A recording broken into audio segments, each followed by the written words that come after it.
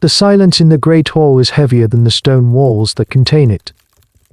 Your brother's funeral rites concluded at dawn, but the smell of ceremonial incense still clings to the tapestries, a ghost of a scent for the ghost he has become.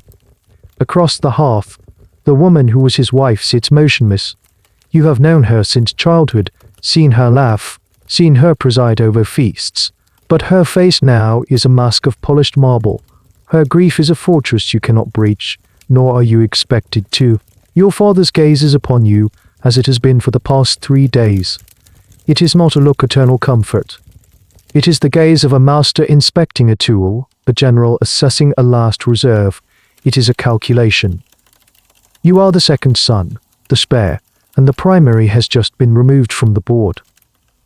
You are not here simply to mourn a brother.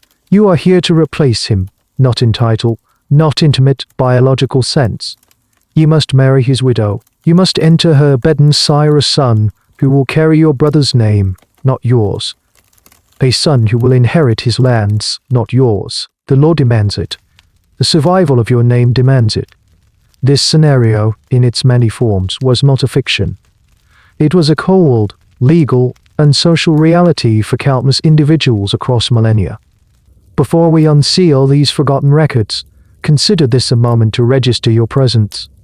A like serves as your signature, and a subscription grants you access to all future findings, provided you believe these stories must be unearthed.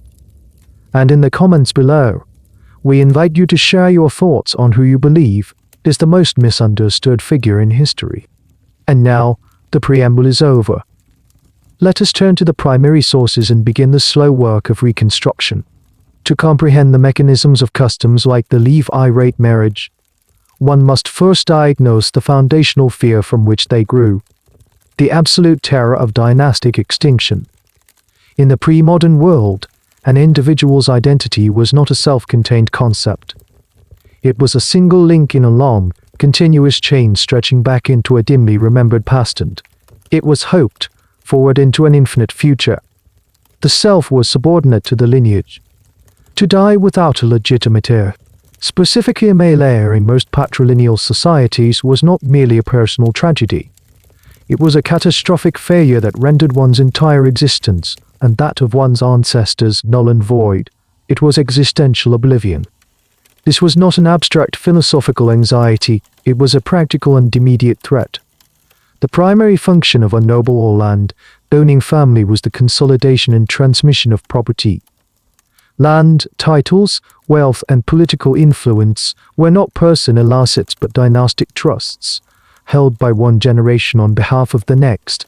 The male heir was the designated vessel for this transmission. Without him, the entire structure collapsed. Lands would be forfeited to a feudal overlord, titles would become extinct, and the accumulated power of centuries could dissipate in a single generation. A neighboring rival, once held in check by the promise of your family's continued strength, would now see your lands as carrion to be devoured. The end of a bloodline created a power vacuum, and vacuums in history are always filled, often violently. The social consequences were just as severe.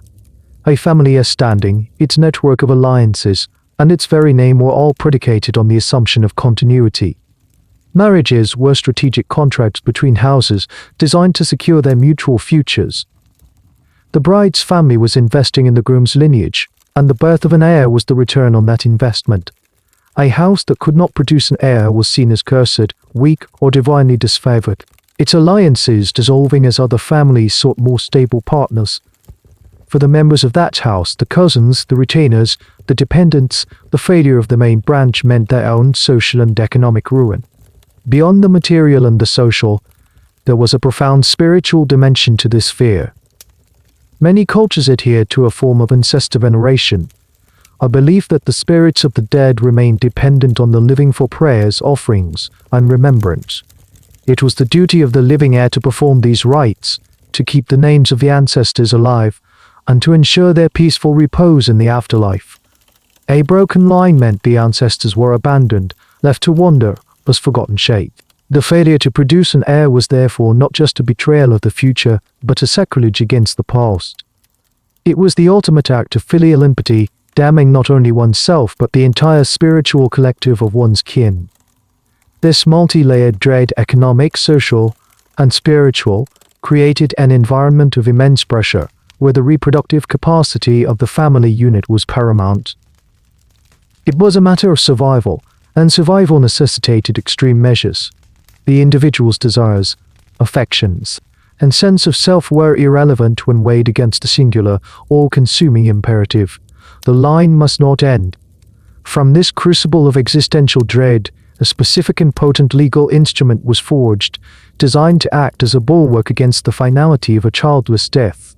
It was not a perfect solution, nor was it a gentle one, but it was pragmatic and widely implemented.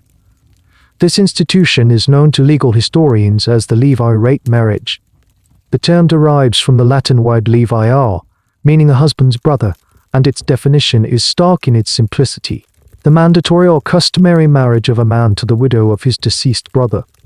This was not merely a suggestion or a convenient pairing of two grieving individuals. In many societies, it was a deeply embedded legal and social obligation, a duty that could be as binding as any written law. It represented a direct response to the crisis of a broken lineage, a mechanism designed to posthumously correct a biological failure. The core framework of the Levirate union was consistent across the diverse cultures that practiced it, from ancient Near Eastern societies to communities in Africa, Asia, and parts of pre-Christian Europe. The deceased husband must have died without a male heir. A man who left behind sons had fulfilled his primary dynastic duty, and his widow was not typically subject to this arrangement. It was the absence of a successor that triggered the legal clause. The obligation fell upon the deceased's closest surviving male relative, almost invariably his brother. If there were multiple brothers, the duty usually fell to the eldest of the survivors, though local customs could vary. Third, the explicit and paramount purpose of this new union was not companionship, political alliance, or the pooling of resources, though these could be secondary consequences. Its sole stated objective was to produce a male child who would be considered, for all legal and social purposes, the son of the dead man. This legal fiction is the critical element that distinguishes the Levirate marriage from any other. The living brother was not siring a son for himself. He was acting as a surrogate, a biological vessel for the continuation of his brother's line. The child born of this union would inherit the deceased brother's name, his property, his titles, and the responsibility to carry on his specific ancestral rights.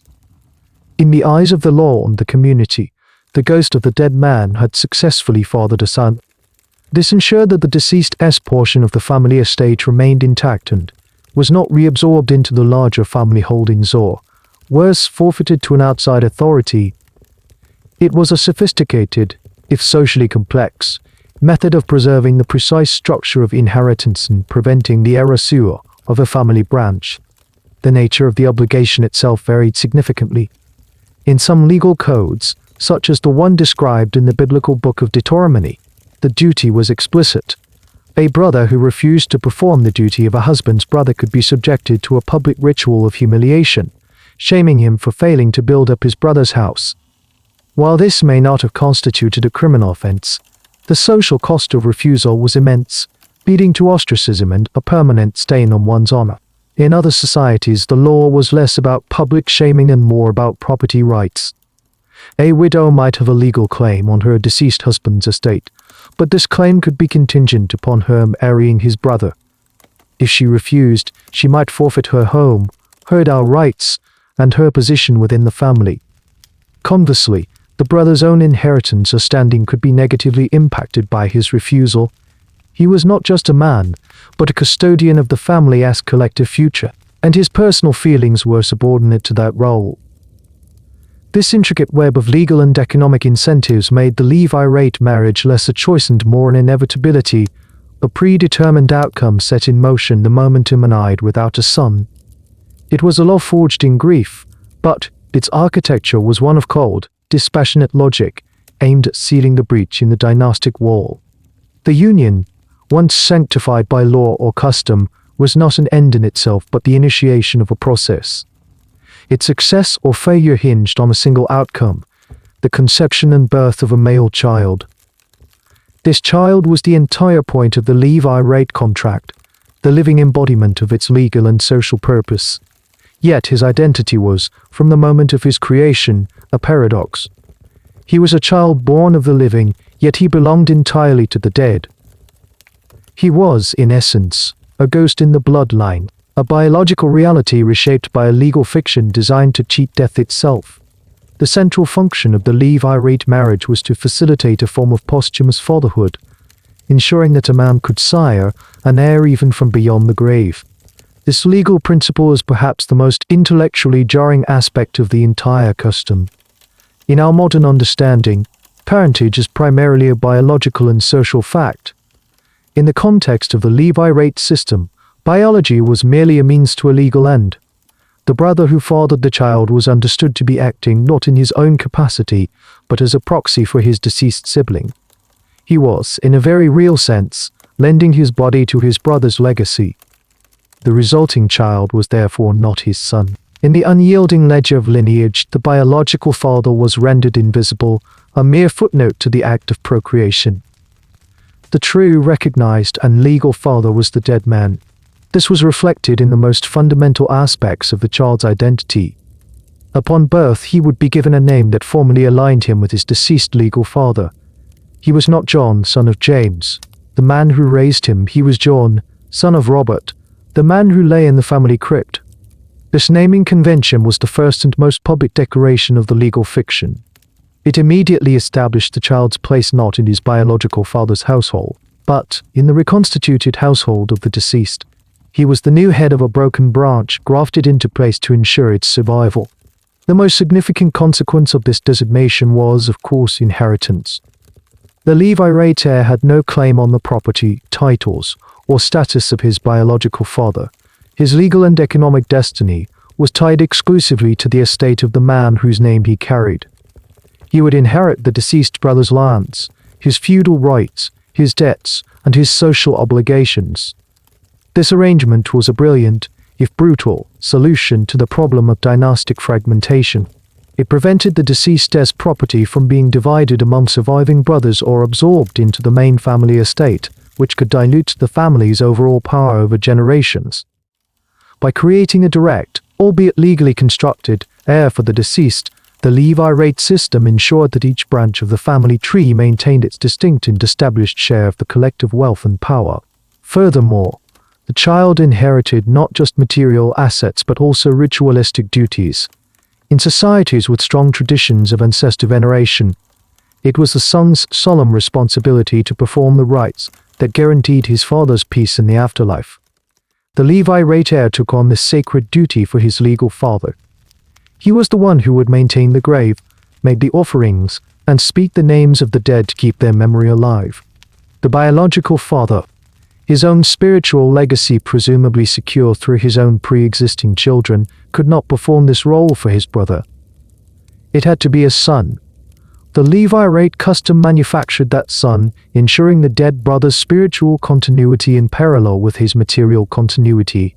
The child became a living memorial, his entire existence a testament to the brother he would never know, his life a perpetual act of filial piety on behalf of a ghost. This placed him in a position of immense social and psychological complexity, celebrated as the savior of a line, yet simultaneously marked by the unnatural circumstances of his conception and the divided loyalties inherent in his family structure. He was a necessary paradox, the linchpin of a system that valued the name over the man, and the dead over the living, while the Levirate child represented the ultimate goal of this intricate social machinery, and the brother served as its biological catalyst. The entire process pivoted on the legal and physical reality of one person. The childless widow. Her role was central, yet her voice was often silent. To understand the immense pressure that compelled her participation, we must first deconstruct her legal status in the immediate aftermath of her husband's death. She did not, in most historical legal frameworks, revert to the status of an independent, unmarried woman. Instead, her legal identity, already subsumed into her husband's lineage upon marriage, remained entangled with his estate. She became a piece of that estate. Not a simple possession like land or livestock, but a complex human asset with specific rights, liabilities, and, most importantly, a singular, critical function. In the cold calculus of dynastic survival, the widow was viewed primarily through the lens of property law. Her existence posed a set of problems and opportunities that had to be managed for the good of the family. On one hand, she was a significant asset. Her most obvious value lay in her potential fertility. Her womb was the vessel required to solve the existential crisis of the broken lineage. It was the biological key to producing the heir, and therefore, an asset of incalculable worth. She was often tied to material wealth. Depending on the specific marriage customs, she may have brought a dowry into the family, which was intended to support her and her children, an alliance that had been strategically forged and which the husband's family would be keen to maintain. On the other hand, an unmanaged widow could quickly become a catastrophic liability. Her dower rights, while legally just, represented a significant economic drain on the estate, siphoning off resources that could be used by the main family line. If she remained a widow within the household, she had to be supported indefinitely. The greater threat, however, was the prospect of her remarriage outside the family. A widow was a free agent in the marriage market, and a desirable one at that, especially if her dower lands were extensive. Should she marry a rival or a stranger, she would take her dower property and her family alliance with her. This was not just a financial loss, it was a strategic catastrophe. A rival house could gain control of lands that had been in her late husband's family for generations, using them as a foothold to exert influence or launch disputes. The widow, through a second marriage, could become an unwitting weapon used against her former in-law. Given this high-stakes dichotomy of asset and liability, the Levirate marriage presented itself as the perfect, all-encompassing solution. It was a mechanism of control that elegantly neutralized all potential threats while maximizing all potential gains. By marrying her to her brother-in-law, the family kept her and her dower firmly within their own sphere of influence. The economic drain was negated, as her support was now part of a functioning household unit. The strategic threat of her remarriage was eliminated entirely. Most importantly, her primary asset, her fertility, could be immediately put to use to solve the very problem her husband's death had created. She was transformed from a passive, potentially dangerous component of the estate into an active, productive one. This legal framework effectively stripped the widow of her personhood, recasting her as a dynastic instrument. Her grief, her personal desires, her potential love for her late husband, or her possible aversion to his brother were all rendered irrelevant in the face of this legal and economic logic. She was an equation to be solved, and the Levirate union was the answer. Her body was the territory upon which the future of the lineage would be fought and won. Her legal status was not that of a bereaved spouse to be comforted, but of a critical resource to be secured and redeployed before it could be lost or turned against the interests of the house she had been bound to. She was not a person but a problem of property management. The decision, when it came, was not a proposal made and accepted. It was an outcome declared, a logistical event scheduled on the familial calendar. The path, leading the brother-in-law and the widow to the altar, or whatever ceremonial space custom dictated, was not one of courtship or consent, but of inexorable, crushing pressure. This was the altar of obligation, a place where individual will was ritually sacrificed for the perceived greater good of the collective. To comprehend why refusal was so rare, one must analyze the complex and overlapping systems of enforcement, both explicit and implicit, that made the Levirate duty a practical inevitability for both parties. The pressure was not a single force but a perfect storm of social, economic, and psychological coercion. For the brother, the primary pressure was the immense weight of filial and fraternal duty. This was a concept that extended beyond mere obedience to a living patriarch. It was a sacred obligation to the entire lineage, past, present, and future. To refuse the Levirate marriage was to unilaterally declare that his personal comfort or desires were more important than the survival of his brother's name. It was an act of profound selfishness in a world where the collective was paramount. Such a refusal would be interpreted as a direct insult to the memory of the deceased, a failure to build up his brother's house. This was not a minor social faux pas. It was a stain upon his honor, marking him as a man who would not fulfill his most basic obligations to his own kin. This reputation for unreliability could have far-reaching consequences, affecting his own standing, his business dealings, and the marriage prospects of his own children. Economically, his refusal could destabilize the family's holdings. The widow's dower lands, if she were cast out or allowed to remarry elsewhere, represented a tangible loss of assets and influence. It was the brother's duty, as a male member of the family, to manage and protect its wealth. Allowing such a significant portion of the estate to be alienated through his inaction would be seen as a gross dereliction of that duty. He would be held responsible for weakening the very foundation he was expected to uphold. Furthermore, the patriarch or the collective family elders would exert direct and uncompromising pressure. Refusal could lead to his own disinheritance or a significant loss of status within the family hierarchy. He would become a source of internal conflict and weakness, an outcast within his own home. For the widow, the pressures were even more direct and existential. Her position was one of structural vulnerability. The most powerful coercive tool was the threat of economic annihilation. In most patriarchal systems, a woman's access to property and resources was mediated through her male relatives, first her father, then her husband. Upon her husband's death, she was left in a legal and financial limbo.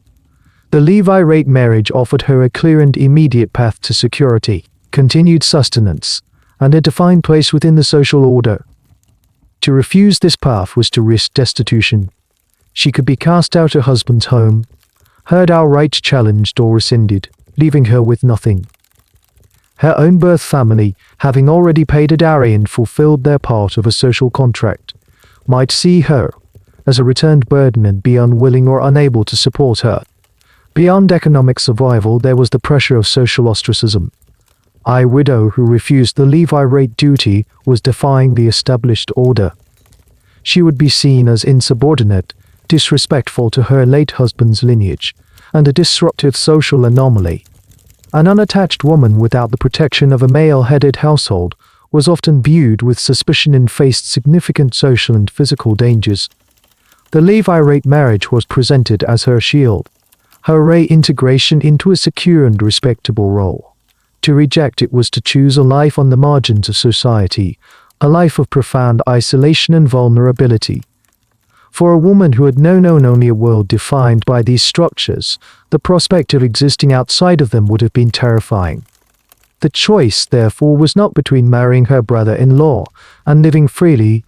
It was between a prescribed, difficult life and no life at all, but with the absence of any viable alternative. It was the endpoint of a series of calculations made by everyone except the two people at its center. The immense social and economic pressures compelling individuals towards the Levirate union were powerful, but they were insufficient on their own. Human laws can be bent, social shame can be endured, and economic hardship can be risked. To render the obligation absolute, to place it beyond question or refusal, it required a justification that transcended the temporal, the authority of the divine. Across cultures, this pragmatic to the status of a sacred duty, codified in religious texts and reinforced by narratives of divine retribution. This transformation was critical. It moved the Levirate marriage from the realm of custom to the realm of commandment, making refusal not just a social transgression, but a sin. The most explicit and influential codification of this duty in the Western tradition is found in the Old Testament, specifically in the Book of Deuteronomy. Here, the practice is laid out not as a suggestion but as a clear, prescriptive law from God. The text stipulates the exact conditions. If brothers live together and one dies without a son, his widow shall not marry a stranger. It is the specific duty of her husband's brother to take her as a wife and perform the duty of a husband's brother to her. The purpose is stated with stark clarity. The first son she bears shall succeed to the name of his dead brother, that his name may not be blotted out of Israel. This language is a direct theological articulation of the existential fear of dynastic extinction. The law is presented as a divine safeguard against the ultimate tragedy of oblivion. Crucially, the text also prescribes a formal public ceremony for the rare case of refusal. If a man declines to marry his brother's widow, she is instructed to go before the town elders and declare his failure. He is then summoned, and if he persists in his refusal, she is to perform a ritualized act of public disgrace. In the presence of the elders, she is to remove his sandal from his foot and spit in his face, declaring, "So shall it be done to the man who does not build up his brother's house." From then on, his family would be known by a name of shame, the house of him who had his sandal pulled off. The ceremony, known as Hol H, demonstrates that the refusal was not a private matter, but a public crime against the integrity of the community, sanctioned for punishment by divine law itself. If Deuteronomy provides the legal framework, the book of Genesis offers a terrifying narrative of its enforcement. The story of Judah and his daughter-in-law Tamar serves as a potent cautionary tale. Judah's eldest son marries Tamar but dies childless, having been deemed wicked by God. Following custom, Judah instructs his second son, Onan, to marry Tamar and produce an heir for his brother. Onan agrees to the marriage but, knowing the child would not be legally his, he spilled his semen on the ground whenever he went into his brother's wife, so that he would not give offspring to his brother. This act of defrauding the dead was not merely a breach of custom, it was a profound theological crime. He accepted the privileges of the union, access to Tamar, while willfully subverting its sacred purpose. The text is unambiguous about the consequence. What he did was wicked in the sight of the Lord, and he put him to death also. Onan's fate sent a clear and chilling message. The fulfillment of the Levirate duty was a matter of life and death, watched over by an omniscient and unforgiving God. The narrative continues with Judah, now fearful of losing his last son, withholding him from Tamar, thus failing in his own patriarchal duty to see the law fulfilled. This forces Tamar to resort to deception, disguising herself to be impregnated by Judah himself, a desperate act to claim the heir the system owed her. The entire saga underscores the absolute, non-negotiable importance of the custom. These narratives and others like them were not simply historical accounts. They were foundational moral and legal precedents. They transformed a pragmatic social solution into a sacred imperative, lifting it above the capricious whims of individual men and women and ended it into the very fabric of the cosmic order. To refuse was to defy not just your father or your village elders, but God himself.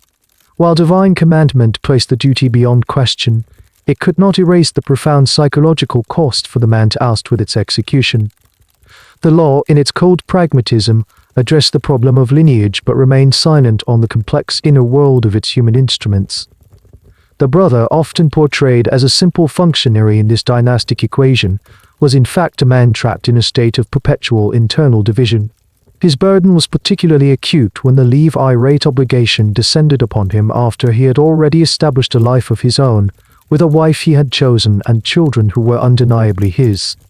For this man, the duty was not a beginning, but a violent disruption, an act that fractured his identity and split his heart between the living and the dead. The core of his psychological distress stemmed from a forced categorization of his most fundamental relationships. The woman he was now required to marry was his sister-in-law, a person who had occupied a clear and non-threatening space in his familial world. She was his brother's wife, a figure of respect, perhaps even affection, but she was defined by her relationship to another. Now, law and custom demanded he override this ingrained psychological boundary. He had to approach her not as a sister to be protected in her grief, but as a wife to be claimed. This required a profound act of mental compartmentalization, a deliberate suppression of one identity in favor of another. Every interaction, particularly the intimate ones demanded by the contract, would be shadowed by the ghost of his brother. He was performing the role of a husband, but he was not the husband. His body was present, but his role was that of a stand-in, an understudy pushed onto the stage by a tragedy. This division was most powerfully felt in the context of his own pre-existing family.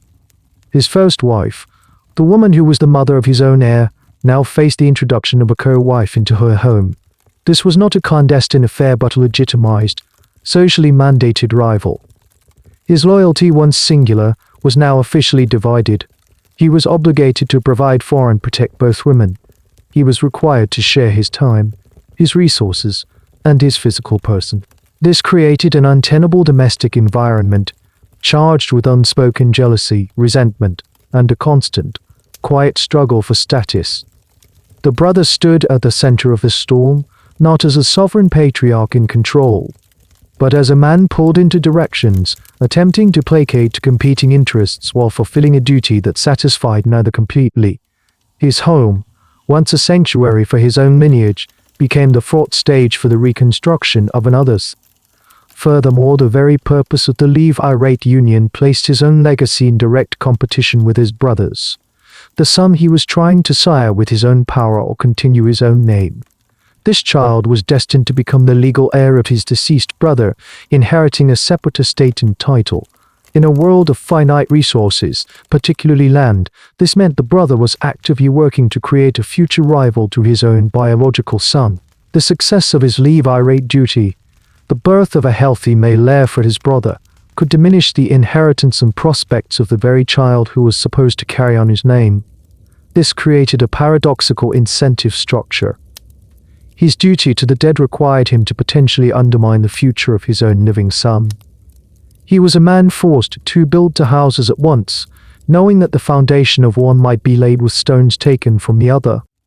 This internal conflict, pitting fraternal piety against paternal instinct, would have been a source of constant, gnawing anxiety.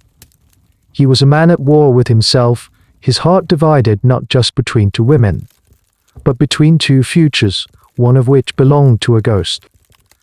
The legal and religious frameworks may have bound them together, but these forces were powerless to create a genuine marriage.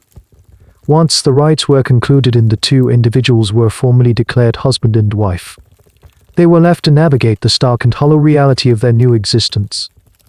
This was a union defined not by what it was, but by what it was, and a shared history of affection. It was a structure erected upon a foundation of grief and obligation, of grief and obligation, of grief and obligation. And within its walls, the brother-in-law and the widow lived as partners in a dynastic enterprise, not as husband and wife in any emotional sense. They were bound to a contract, their relationship a clinical performance for the benefit of the dead. The most potent and inescapable presence in their household was the ghost of the man who had brought them together. For the brother, every glance at his new wife was a reminder of his loss. He saw not a new partner, but a living testament to his brother's existence and his own inadequacy as a replacement. The way she spoke, the gestures she made, the memories she held, all were facets of a life he was now tasked to imitate, but could never truly inhabit. For the widow, the man in her bed was a constant, physical echo of her deceased husband. He might have shared a family resemblance, or a familiar gait, but these similarities would have only amplified the painful differences. He was a constant, living reminder of her grief, a pale shadow of the man she had originally married. Their home was not a new beginning but a living mausoleum, every room and object saturated with the memory of the man they were both, in their own ways, trying to serve. This dynamic rendered the central act of their union, the physical intimacy required to produce an heir, a deeply problematic and mechanical process. It was stripped of all emotional context and reduced to a somatic duty, a biological imperative to be fulfilled. This was not an active union but a function, a clinical procedure aimed at conception. The silence and awkwardness in those moments must have been profound, each party acutely aware of the transcational nature of their embrace. It was an act clouded by a sense of transgression, a violation of his brother's sanctified space. For the widow, it was an act of profound vulnerability, her body now a vessel for a lineage she was bound to by law other than by love. There was no room for tenderness or passion. These emotions belonged to the past, to the memory of the legitimate marriage. Their physical relationship was a hollow reenactment, a desperate attempt to create life in a space dominated by death. Over time, the nature of their day-to-day interaction would have settled into one of several possible arrangements, all predicated on the absence of a genuine marital bond. The most common would have been a relationship of cold, professional duty. They were colleagues in the project of creating an heir. They would speak of household management, agricultural yields, and the practicalities of their shared existence, carefully avoiding any topic that touched upon their personal feelings or their shared grief. Their interactions would be polite, distant, and rigorously controlled, a partnership of two people performing their assigned roles with quiet resignation. In some cases, this shared predicament might have fostered a form of quiet companionship. They were the only two people on Earth who truly understood the strange, liminal space they inhabited. This shared burden could create a bond of mutual respect and understanding, a quiet alliance against the crushing weight of their obligation. This was not romantic love, but a partnership forged in a crucible of loss and duty, a recognition of each other as fellow survivors of a dynastic imperative. Yet even this muted affection was fraught with peril. A flicker of genuine warmth or a moment of true connection would have been shadowed by guilt, a sense of betrayal to the man whose memory was the very bedrock of their union. They were wife and husband in name only, their lives inextricably linked, but their hearts forever kept at a formal, sorrowful distance. The system of Levirate marriage, for all its specificity, was not an isolated legal or social anomaly. It was a single, highly specialized gear within a much larger machine of dynastic management, a machine whose primary purpose was to mitigate the chaos wrought by death. This machine possessed another, complementary gear, an inverse reflection of the Levirate principle, designed to address the crisis that occurred when it was a wife, not a husband, who died. This parallel custom is known as the sororate marriage, a term derived from the Latin sora, meaning sister. In this arrangement, a widower was expected, and in many cases obligated, to marry the sister of his deceased wife. If the Levirate marriage was a tool to preserve a man's lineage, the sororate was a tool to preserve his alliances and the integrity of his household. It was the mirror image of the same cold logic. The primary impetus for the sororate union was fundamentally different from that of the Levirate. While the Levirate was a desperate measure to create an heir where none existed, the sororate was most often triggered in situations where the deceased wife had already borne children. Her death, therefore, did not create a succession crisis but a domestic and strategic one. A marriage in this era was rarely a union of two individuals. It was a formal, binding contract between two families. It was an alliance sealed with the exchange of a woman and, typically, a significant transfer of wealth in the form of dowry or bride price. The wife was the living embodiment of that contract. Her death effectively rendered the contract void, plunging both families into a state of uncertainty. The alliance, which may have brought political advantages, military support, or favorable trade terms, was now broken. The wealth exchanged at the time of the marriage was now in legal limbo. Should the bride's family return the dowry, was the husband entitled to compensation for the loss of his wife and the alliance she represented? These questions could lead to protracted, bitter, and costly disputes between the two houses, turning former allies into enemies.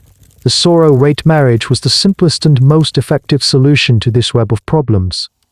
By having the widower marry his deceased wife's sister, the original contract was seamlessly renewed. The alliance was instantly repaired. The thorny issue of the dowry was nullified, as the wealth remained within the new marital union, serving its original purpose. The sister became a substitute, a replacement piece that allowed the game of dynastic politics to continue with minimal disruption. Beyond the high-level politics of alliance and wealth, the sororate was also justified by a more intimate, domestic logic centered on the welfare of the children left behind. A widower with young children needed to remarry quickly to ensure their care and the proper management of his household. However, introducing a stepmother from an unrelated family was a significant risk. She would have no natural affection for the children and might, upon bearing her own sons, view her stepchildren as rivals to their inheritance. The archetypal wicked stepmother of folklore is a reflection of this very real social anxiety. The deceased wife's sister, however, was seen as the ideal solution. As the children's aunt, she had a pre-existing blood relationship with them. It was assumed she would have a natural affection for her sister's offspring and would be a more benevolent and trustworthy guardian than any stranger. This was a pragmatic form of emotional risk management, an attempt to provide the most stable possible environment for the children by grafting a new mother onto the family tree from the closest available branch. Yet, this pragmatic solution created its own unique and deeply painful psychological dynamic. For the sister, the sororate marriage was an act of profound self-erasure. She was not chosen for herself, for her own qualities or merits. She was chosen because of her resemblance, biological and social, to the dead. She was a replacement, stepping into a life that was not her own. She would wear her sister's clothes, sleep in her sister's clothes, sleep in her sister's bed, answer to her sister's title, and, most poignantly, raise her sister's children. Her entire existence in the new household would be a constant comparison to a ghost she could never compete with, a memory polished to perfection by grief. Every success would be measured against her sister's, every failure a confirmation that she was an inadequate substitute. She was a living shadow, her own identity subsumed entirely by the role she was forced to inhabit. Where the Levirate marriage was a mechanism of maintenance designed to preserve an existing domestic and political structure, the Levirate union was an act of desperate creation. Its entire existence was prospective, its value located entirely in the future. Once the legal and religious formalities were concluded, the household of the brother-in-law and the widow was transformed into a crucible, a space of intense and singular focus. All other aspects of life, the management of the estate, the maintenance of alliances, the rhythms of the agricultural year, became secondary to one all-consuming question that hung in the air with every passing month. Would she conceive? For the widow, this was a period of profound and dehumanizing scrutiny.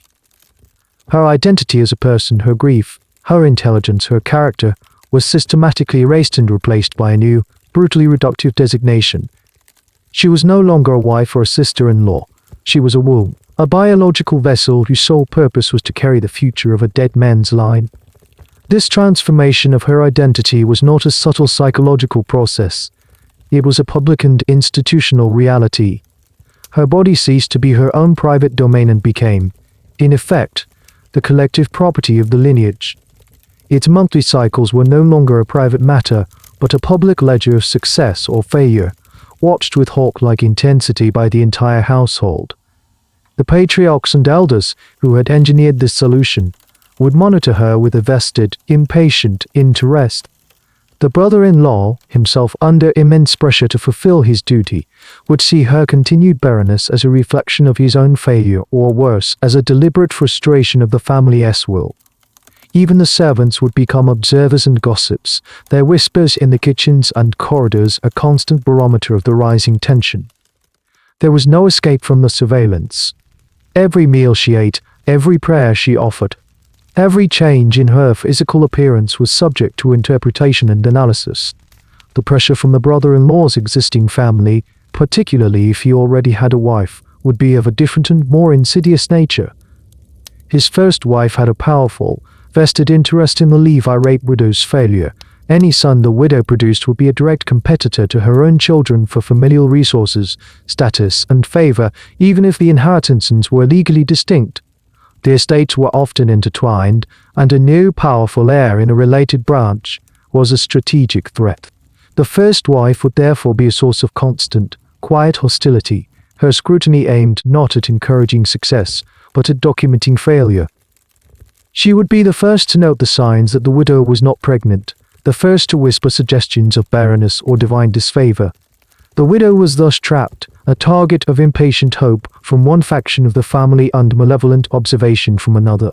As weeks turned into months, and months into years without a conception, the pressure would intensify and become more formalized. The problem of her perceived infertility would be escalated from a private anxiety to a domestic crisis requiring active intervention. Physicians, with their rudimentary understanding of human reproduction, would be summoned. They would subject her to examinations, prescribe foul-tasting herbal concoctions, and dictate strict regimens of diet and behavior. Her body would become a medical object, a faulty mechanism to be manipulated and corrected. When medicine failed, the family would turn to spiritual remedies. Priests would be called to perform blessings, to pray for an end to what was often seen as a divine curse. She would be sent on pilgrimages to holy shrines renowned for granting fertility, her personal ordeal transformed into a public spectacle of religious piety and desperation. Each failed remedy and unanswered prayer would only deepen her shame, reinforcing the narrative that the failure was hers alone. Her body was not just a vessel, but a battleground where medicine, superstition, and theology converged in a desperate attempt to force a result, erasing her personhood in the process. Her entire being was reduced to its somatic utility, her worth measured in the cold, biological ledger of ovulation and conception.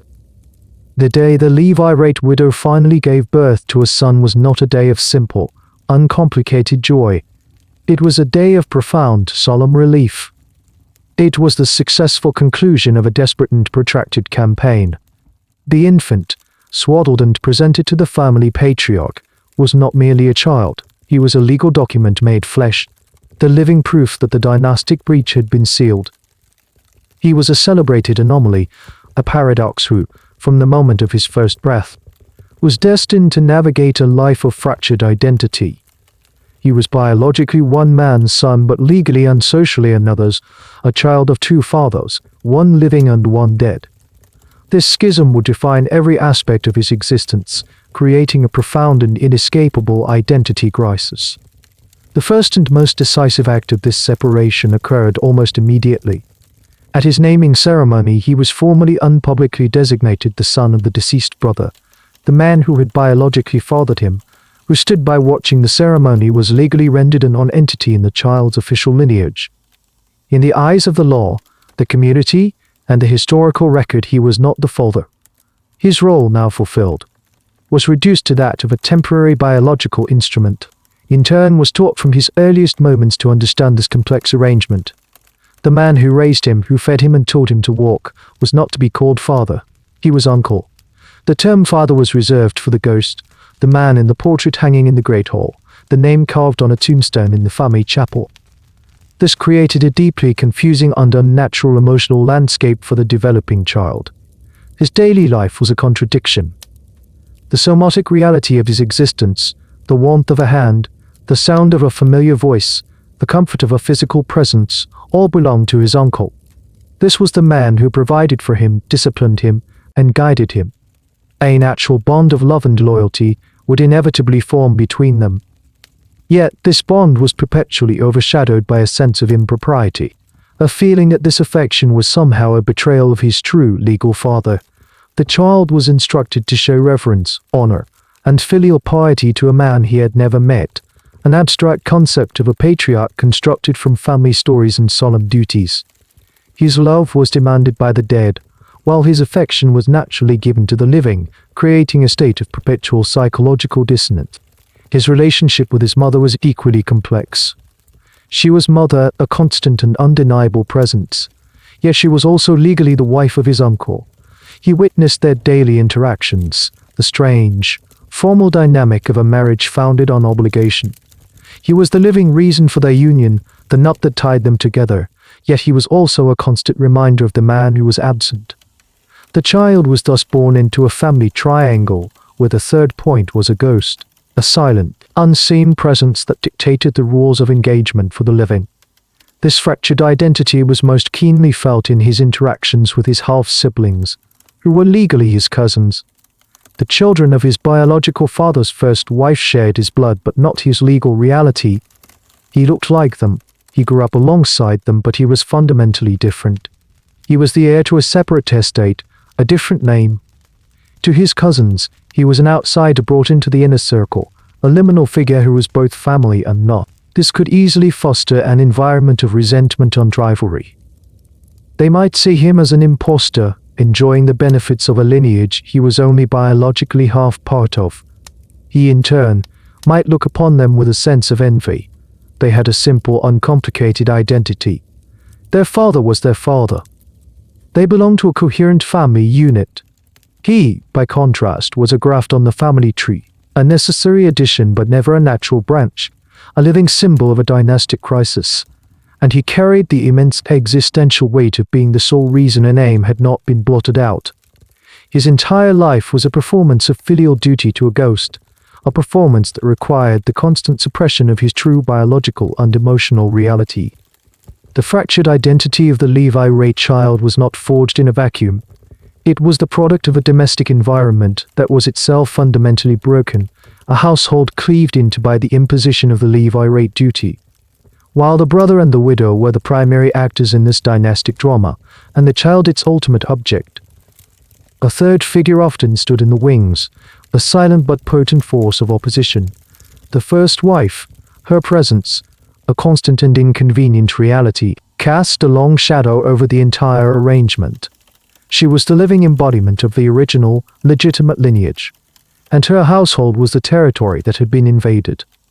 The intense domestic friction that arose from this forced cohabitation was not a mere byproduct of jealousy. It was the inevitable collision of two competing and fundamentally irreconcilable claims to legitimacy. The first wife's position was one of established and hard-won authority. Her marriage had been the original strategic alliance, her dowry the original investment.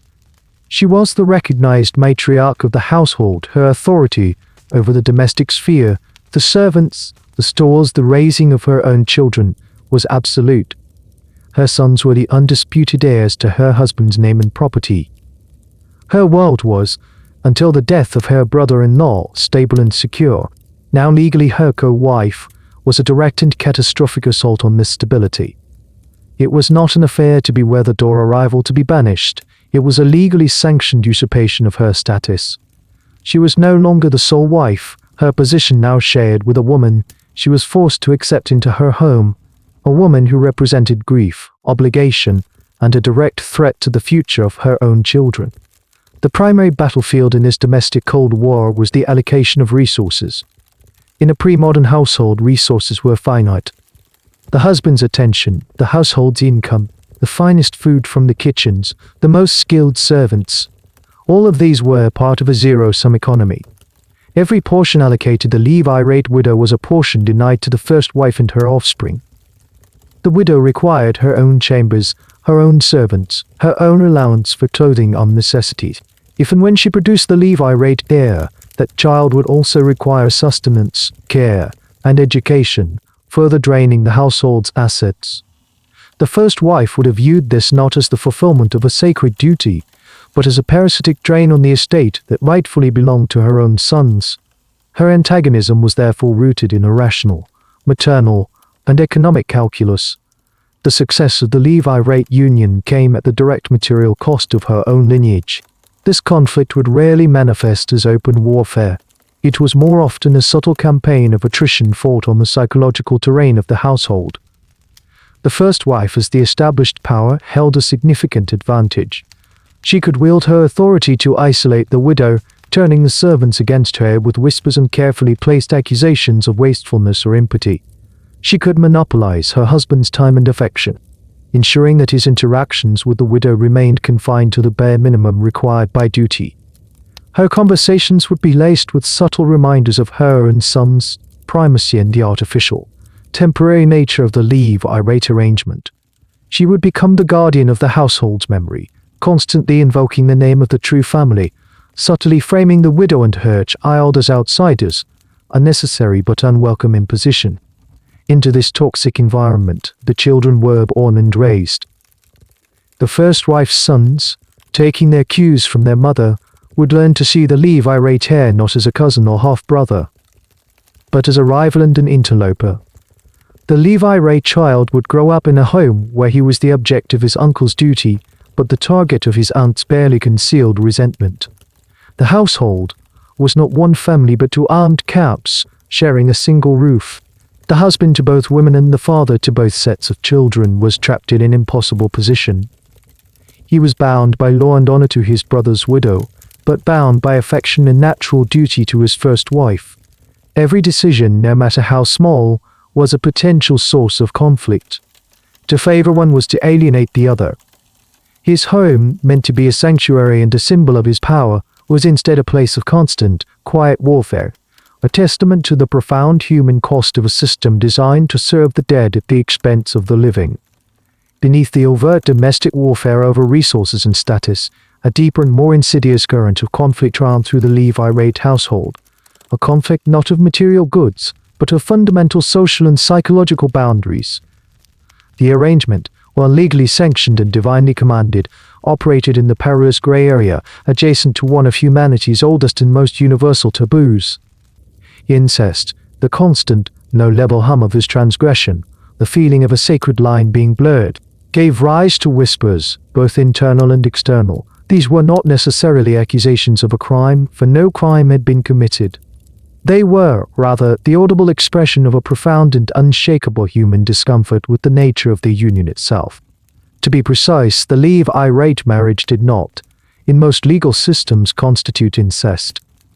The prohibition of incest is almost universally rooted in the principle of consanguinitum, a union between close blood relatives, such as a parent and child or a brother and sister. The relationship between a man and his brother's wife is one of affinity, a connection forged by marriage, not by blood. Legally, they were distinct entities. The law, in its meticulous and often inhuman logic, drew a clear line. But human psychology is not so easily governed by legal definitions. In the social grammar of the family, the distinction between a sister and a sister-in-law, while legally absolute, is psychologically porous. Both figures occupy a protected, non-sexual category. A man was raised to view his brother's wife as a kinswoman, a sister in a social sense, to be respected and protected, but never desired. The Levirate command required a violent and unnatural recategorization of this fundamental relationship. It demanded that a man take the person he had been conditioned to see as a sister and relabel her as a wife. This was not a simple administrative change. It was an act of profound cognitive dissonance. It required him, and the widow, to dismantle a lifetime of social conditioning, to willfully transgress a boundary that had been etched into their minds since childhood. Every interaction within the new marriage was thus shadowed by the memory of the old relationship. The act of physical intimacy, the core requirement of the union, was perpetually haunted by the feeling of wrongness.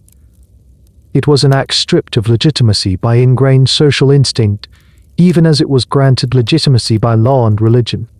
It is precisely for this reason that the divine sanction was so critical. The commandment from a deity was the only force powerful enough to override such a deeply embedded social taboo. By framing the Levirate union as a sacred duty, a holy obligation to the dead, religion provided a powerful psychological defense mechanism. The act was lifted out of the realm of personal desire and placed into the category of righteous obedience. A man was not taking his brother's wife for his own gratification. He was serving God and honoring his brother's memory. This sacralization of the duty was a necessary form of moral and psychological sanitation, an attempt to cleanse an inherently uncomfortable act by cloaking it in the language of piety. Yet, this official sanction could not entirely erase the underlying sense of unease, either within the couple or within the wider community. The whispers of incest were the inevitable result. To the outside world, the household was an object of morbid curiosity. The union, while legal, was seen as strange, unnatural, and perhaps even a source of bad luck.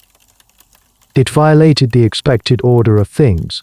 Rivals of the family could easily exploit this perception, subtly cast hold as morally suspect, its foundations built on a transgression that bordered on the profane. The couple themselves would have been acutely sensitive to this scrutiny. They would see it in the averted gazes of their neighbors, hear it in the sudden silences that fell when they entered a room. They were living a life that, while technically correct, felt fundamentally wrong to everyone, including, in their darkest moments, themselves. This constant, no-grade social judgment would have added yet another layer of psychological weight to their already unbearable burden, isolating them in a shared reality that no one else could or would fully accept. The psychological and social discomfort surrounding the Levirate union, the constant, unspoken accusation of a near transgression, created an environment where authentic emotion was a liability. Within this pressurized domestic space, raw and honest expressions of resentment, grief, or frustration were simply too dangerous. They threatened to shatter the fragile peace and derail the entire dynastic project. Survival, therefore, required a different skill set, not emotional honesty, but masterful performance. Both the brother-in-law and the widow, trapped in their prescribed roles, would have quickly learned that the path of least resistance was not through genuine feeling, but through a carefully curated and flawlessly executed display of it. This gave rise to the most psychologically complex and unknowable aspect of their relationship, a calculated affection, a performance of marital harmony where the line between strategic compliance and genuine sentiment became irrevocably blurred. For the widow, this performance was her primary to love survival and agency in a situation where she held very little of either. Her position was fundamentally precarious, her security dependent on the goodwill of the man, who was now her husband, and the hostile family that surrounded her. Open defiance or sullen resignation would only confirm her status as an unwelcome burden, making her an easy target for the resentment of the first wife and potentially causing the brother-in-law to see his duty as a thankless chore. A strategic display of affection, however, could transform her from a liability into a valuable partner. By performing the role of a loving, compliant, and supportive wife, she could reframe her presence in the household. This was a complex and multi-layered calculation. A display of warmth towards her new husband could encourage him in his duty, making the clinical act of procreation a more frequent and perhaps more successful endeavor. It could also serve as a powerful shield against the hostility of the first wife. A man is less likely to tolerate the mistreatment of a woman who appears to adore him. Her performed affection was a bid for his protection. Furthermore, it was a public relations campaign.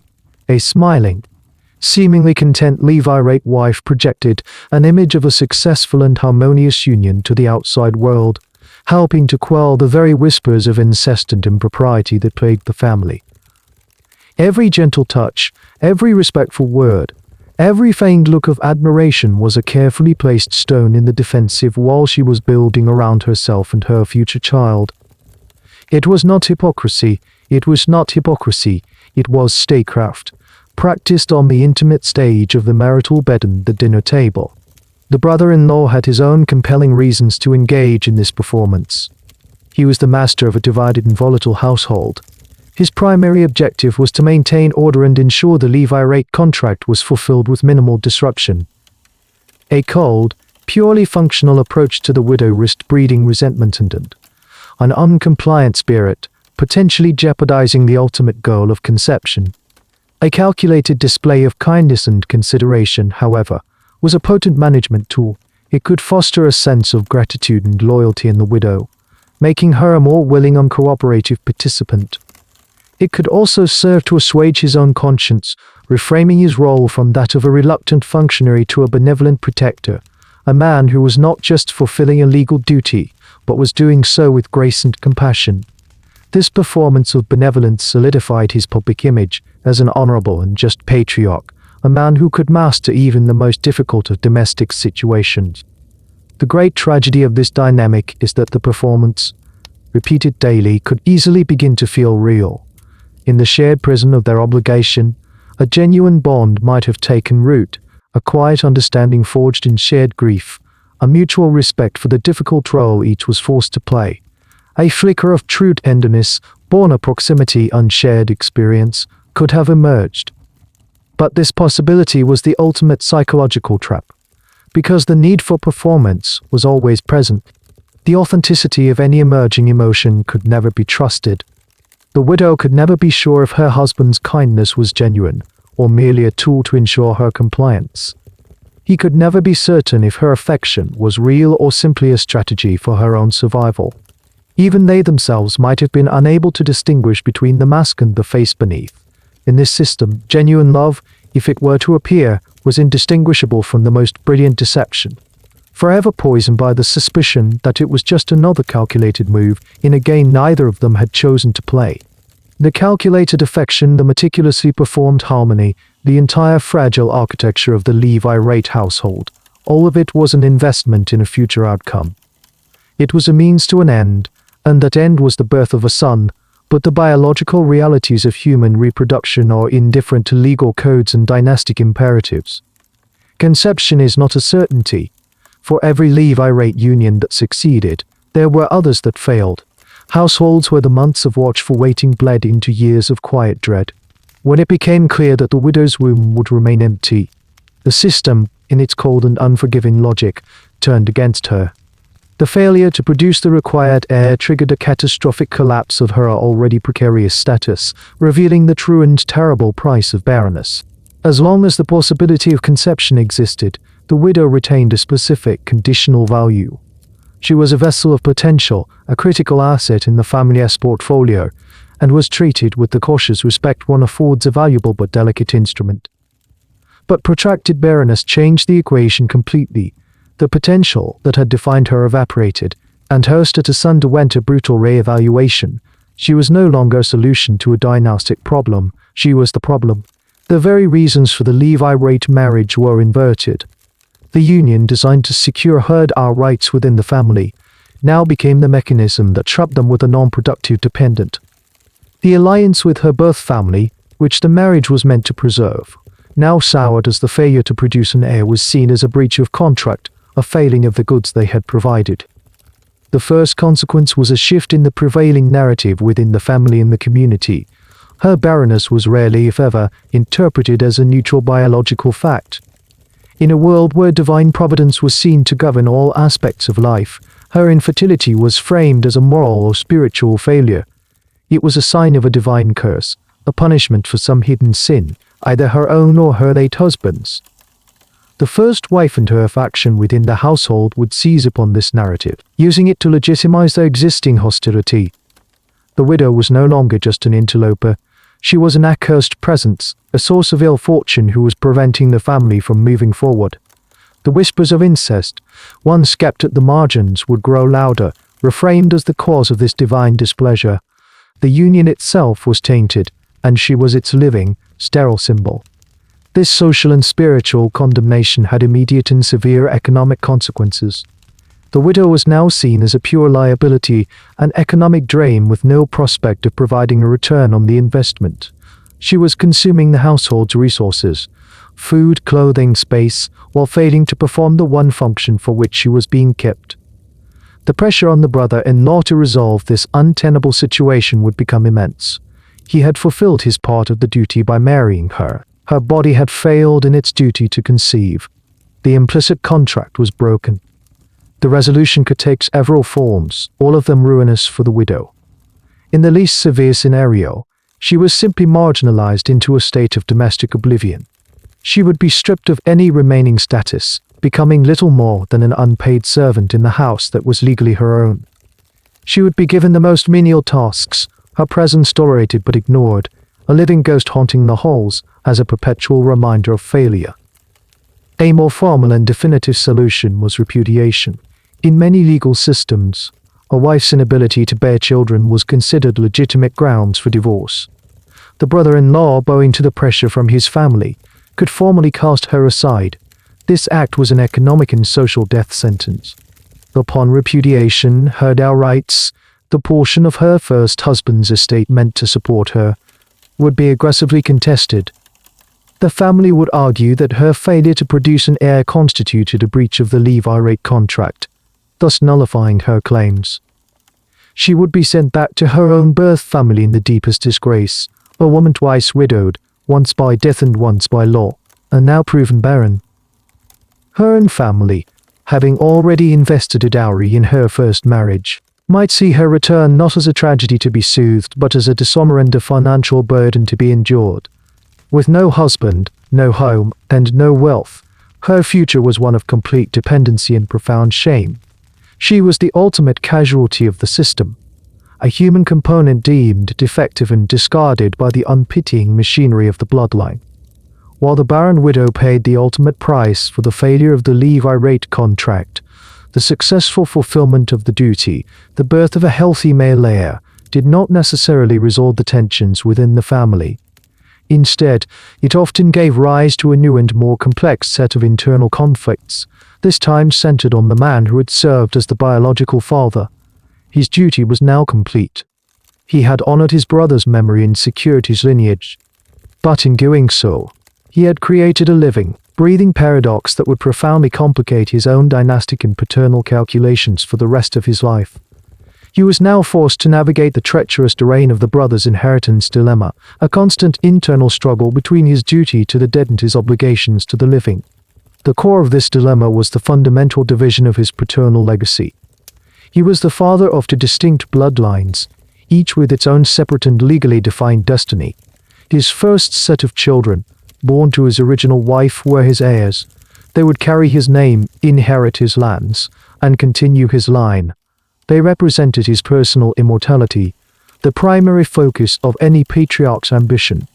The Levirate child, however, biologically his son, the product of his own body, the child was legally the property of his brother's ghost. This son would inherit the deceased brother's estate, his titles, and his name. The biological father had no legal claim to this child, nor to the wealth the child now controlled. He was a father in fact, but not in law, a progenitor, but not a patriarch. This created an unprecedented and deeply unnatural situation. Every day, the brother would see a child who shared his features, a boy he was raising within his own household, yet this child represented a separate and distinct economic and political entity. He was legally obligated to protect and provide for this nephew's son, yet the boy's future prosperity would come not from his own estate, but from his brother's. This could lead to a profound sense of psychological alienation. He had invested his own biology, his time, and his resources into cultivating a branch of the family tree that was not his own. It was an act of profound dynastic altruism, but one that went against the grain of every paternal instinct, which is to consolidate power and wealth for one's own direct descendant. This internal conflict would be exacerbated by the external pressures from his first wife and her children. They would see the Levirate heir not as a cousin to be cherished, but as a direct competitor. While the two estates were legally separate, in practice their fortunes were often intertwined. They might share a common border, rely on the same water sources, or command the loyalty of the same network of vassals and tenants. The biological father was now in the position of being the legal guardian and advocate for two potentially rival claims. If a dispute arose over a piece of land or a feudal right, whose side would he take? Would he support the claim of his own son, the carrier of his name, or the claim of the Levirate heir, the child he was honor-bound to protect as a sacred duty to his dead brother? Any decision he made would be seen as a betrayal by one side or the other. He was the arbiter of a conflict he himself had created. Furthermore, there was the simple human element of affection.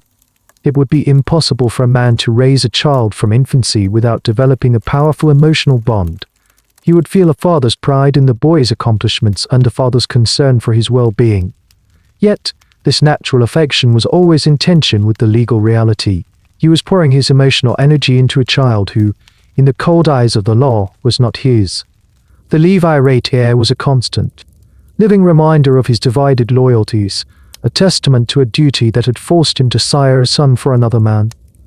This son, a ghost in his own bloodline, would grow up to command a fortune that could potentially rival or even eclipse that of his own legitimate heirs. The brother was thus a king of two kingdoms, one his by right and one his by duty, and the perpetual, grinding tension between the two was the price he paid for his obedience. The internal conflicts of the Levirate brother, his divided heart and fractured legacy, represent the psychological strain of a system functioning as intended. But legal systems, particularly those governing high-stakes inheritance, do not operate in avouchable intention. They create incentives can be perverse. The very structure of the Levirate marriage, designed with the noble purpose of preserving a brother's name, contained within a dark and unintended possibility. In the hands of an ambitious or ruthless individual, the law was not just a safety net for the dead. It was a potential ladder for the living.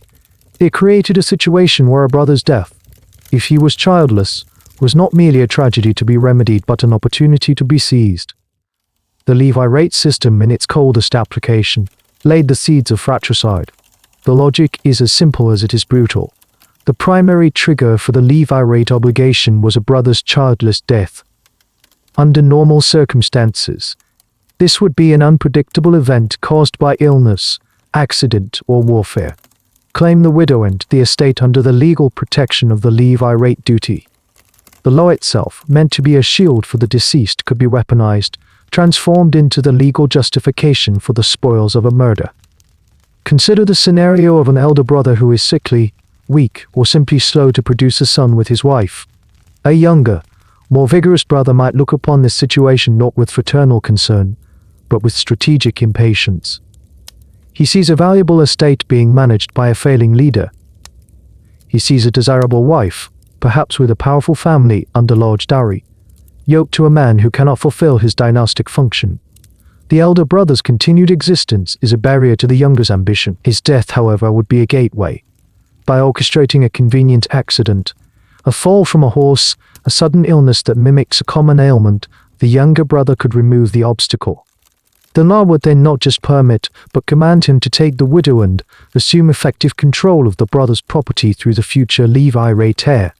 The murder would be perfectly laundered through the fulfillment of a sacred duty.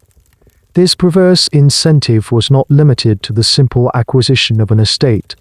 It was also a mechanism for a kind of genetic usurpation. A brother might kill his childless sibling not to claim the property for himself, but to seize control of the lineage. By marrying the widow and siring the heir, he ensures that it is his blood, not his brother's, that flows into the next generation of that family branch. While the child would legally carry the dead brother's name, the biological reality would be a quiet victory for the murderer. He has effectively erased his brother from the future and replaced his genetic legacy with his own, all while being lauded for his piety in upholding the law. The system also created a deadly competition among multiple surviving brothers. If a man with 3 younger brothers died childless, the Levirate duty would typically fall to the eldest of the 3 survivors. The other 2 would be excluded. This created a terrible dynamic where the death of the first brother could trigger a secondary conflict. The second in line now held the key to the widow and the estate. For the third in line, the only way to access that prize was for the second brother to also be removed from the picture. The Levirate law, in this context, established a grim and bloody order of succession to the role of surrogate, making brothers not just rivals, but sequential obstacles to be eliminated. Proving such crimes across the chasm of history is, of course, next to impossible. Pre-modern forensics were non-existent, and the chronicles were eaten by the victors. A successful fratricide would be recorded not as a murder, but as a tragedy followed by a noble act of fraternal piety. Yet, the persistent anxiety about this possibility echoes through our foundational myths and literature.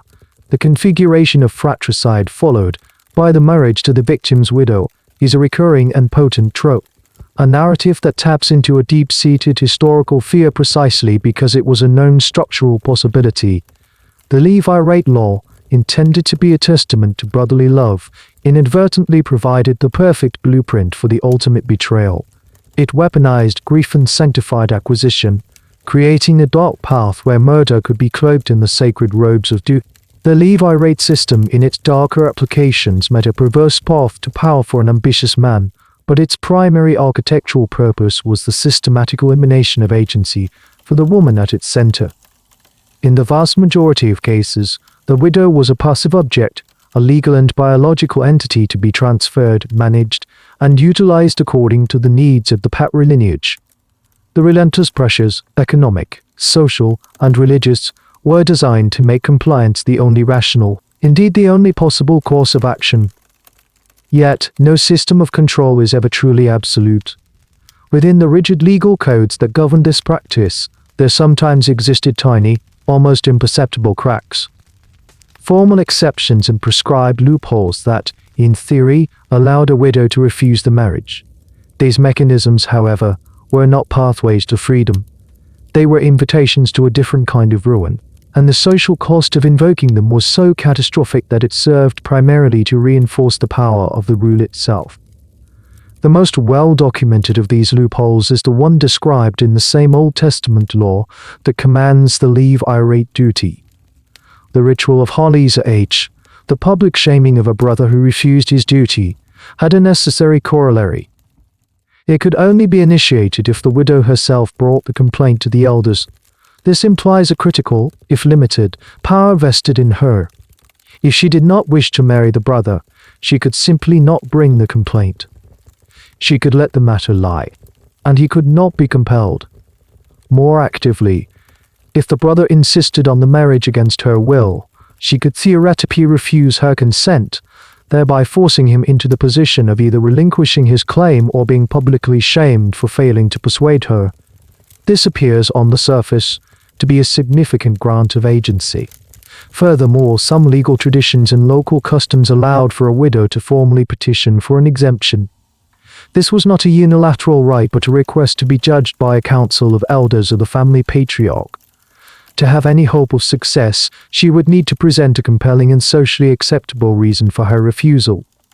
She could not simply state her personal dislike of the man. Instead, she might argue that the brother-in-law was a man of notorious cruelty, a drunkard, or so impious that he would be an unfit guardian for her late husband's heir. Another possible argument was a physical impediment, claiming that the brother-in-law was impotent or afflicted with a disease that would prevent the conception of a healthy child. In essence, she had to prove that he was incapable of fulfilling the terms of the Levirate contract, shifting the blame for the non-union from her insubordination to his inadequacy. However, the act of initiating such a refusal, whether through passive non-compliance or a formal petition, was an act of social and political warfare, and the widow entered this battle from a position of profound weakness. The immediate and most devastating consequence of a successful refusal was economic annihilation. By rejecting the protection and provision of her late husband's family, she forfeited all claims upon them. Her dower rights, her legal claim to a portion of the estate for her support, would be instantly voided. The family would argue, often successfully, that these rights were contingent upon her fulfilling her own duty to the lineage. The home she had lived in was no longer hers. The lands that provided her food were no longer hers. In a single act of defiance, she rendered herself destitute. The social consequences were equally severe. She would be branded as a woman of profound selfishness and empathy. She had not only disobeyed the wishes of her husband's family, but had also actively worked to ensure that her husband's name would be blotted out. She had betrayed the dead. In the eyes of the community, she was a pariah, a source of scandal and disruption. No other respectable family would risk taking such a rebellious and dishonorable woman as a wife. Her future marriage prospects were utterly unshamed in the eyes of her community. Her only recourse was to return to her birth family. But she would not be welcomed as a grieving daughter in need of solace. She would be seen as a returned failure, a disgrace who had broken a sacred contract and potentially soured a valuable alliance. She was now a permanent and dishonorable financial burden on her own kin. The choice to refuse was therefore not a choice between two lives, but a choice between a life of submission and a life of complete social and economic death. It was a form of agency, so costly, it was almost never used, its existence serving only to highlight the utter inescapability of the obligation. The calculus of social and economic ruin, as previously detailed, was almost always sufficient to ensure compliance. The system of Levirate marriage was a fortress of logic, its walls constructed from law, tradition, and the powerful mortar of human fear. But this fortress, for all its seeming impregnability, had one critical and persistent vulnerability. It was built on the assumption that human beings are rational actors who will always choose the path of least resistance and greatest security. It had no defense against the irrational, the anarchic, the profoundly human force that operates on a logic entirely its own. Genuine love. In a world governed by the cold, pragmatic needs of the dynasty, love was not a virtue, it was a destructive force, a contagion that, once introduced, could corrode the machinery of obligation from within and cause the entire structure to collapse. This destructive potential could manifest in several ways. The most direct challenge to the system arose when a widow in her husband's death formed an attachment to a man outside her late husband's family. Her grief did not exist in a social vacuum. There may have been a childhood friend, a sympathetic neighbor, or a man from a family her own kin had long favored. If a genuine emotional bond formed, the Levirate obligation was transformed from an abstract and unavoidable duty into a concrete and monstrous barrier to personal happiness.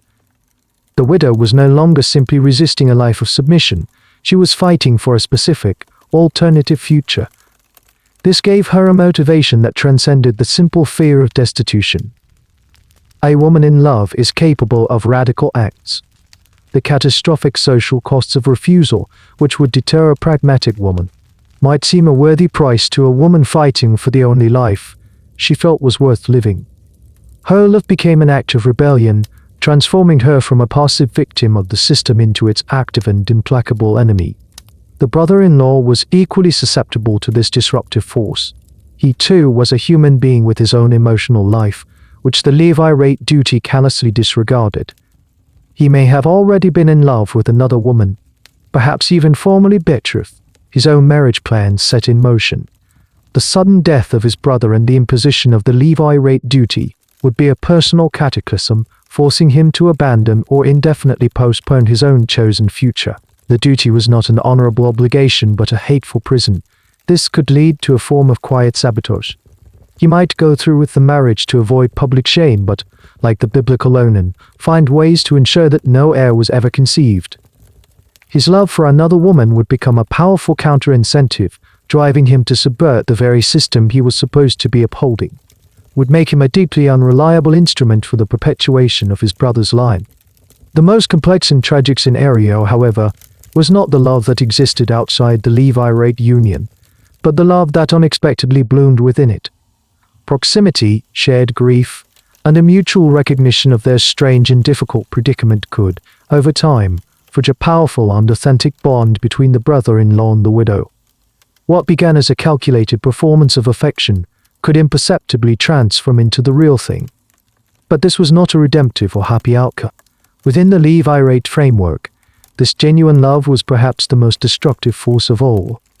It was destructive because it fundamentally subverted the purpose of the union. The marriage was supposed to be an act of service to the dead.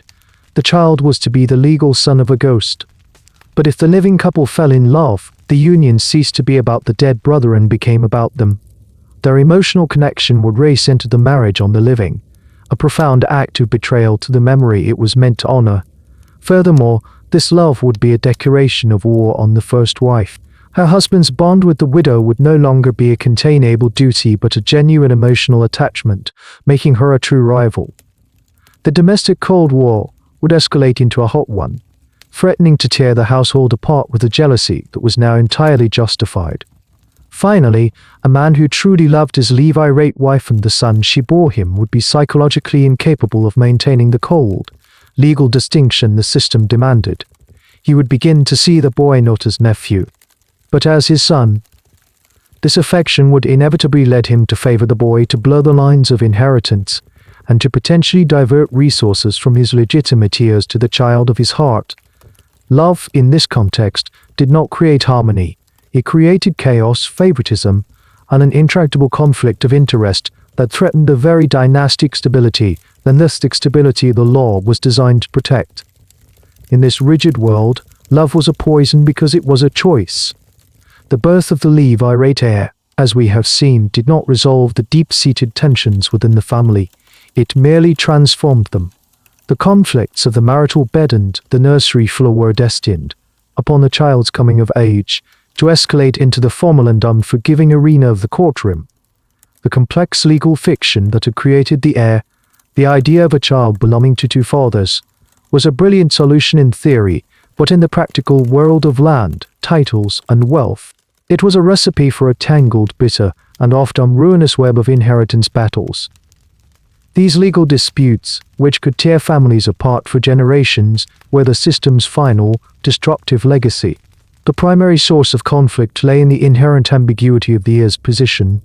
He was the legal son of the deceased brother, and his primary inheritance was that brother's estate. This was clear in principle.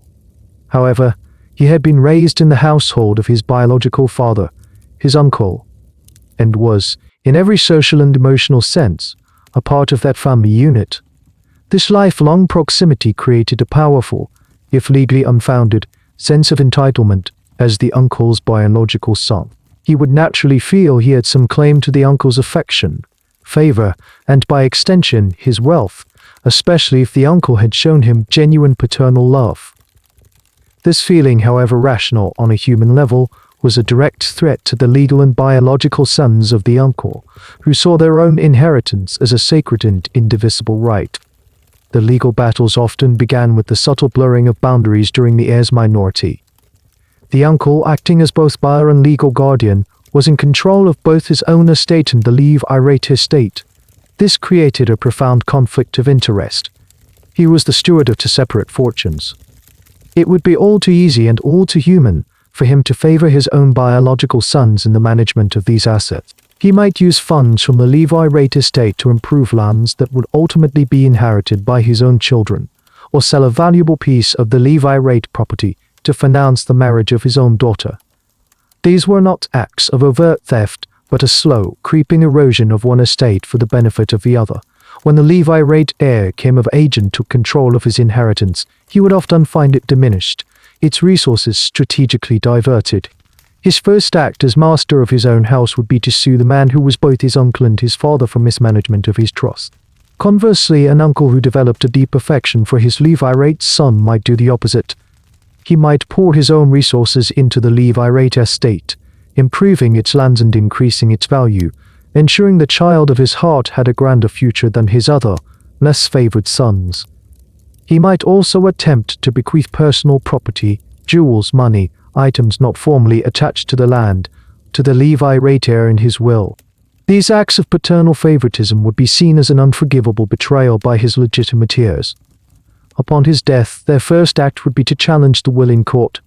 Suing their half-brother cousin to reclaim what they saw as their rightful patrimony, the courtroom would become the final battleground for the resentments and jealousies that had been festering in the nursery decades earlier. These disputes were not simple family squabbles. They were complex legal cases that hinged on meticulously examining decades of household accounts, land deeds, and feudal charters. Lawyers would be hired, witnesses summoned, and vast sums of family wealth expended on litigation.